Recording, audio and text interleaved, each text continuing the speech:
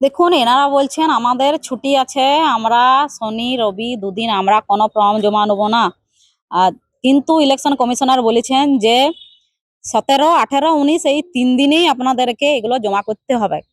কিন্তু ইনি দেখাচ্ছেন আমাদেরকে অন্য রুল, যে আমাদের শনি রবি ছুটি, তাহলে আমরা কোনো কিছু জমা নিচ্ছি নি, আপনারা সোমবারে আসুন।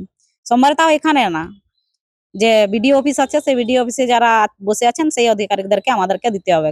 তাও আবার একজন ব্যক্তি দিতে যেতে পারবেন, কোনো রাজনৈতিক কার্যকর্তা বা গ্যাদারিং করে পরে যাওয়া যাবে না।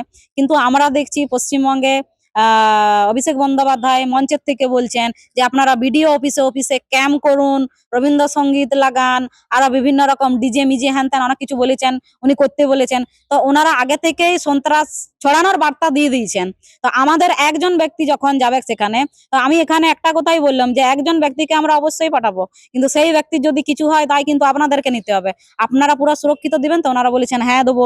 যদি না দেয় তাহলে আমরা আমাদের মতন করে আমরা সেই ব্যবস্থা আমাদেরকে নিতে হবে। কারণ আমরা কখনোই চাইবো না আমাদের একজন সহযোদ্ধা, আমাদের একজন ভাই, একজন দাদা তার জীবন চলে যাক, আমরা কখনো চাইবো না।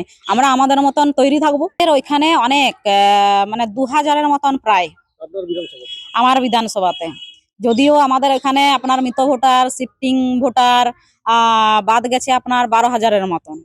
তো সেখানে দাঁড়িয়ে পরে এখনো পর্যন্ত অনেক বুথ আছে এরকম, যেগুলোতে এখনো পর্যন্ত সেই রকম ভোটার রয়ে গেছে, মৃত ভোটার, শিফটিং ভোটার এখনো রয়ে গেছে, বা নাম নেই।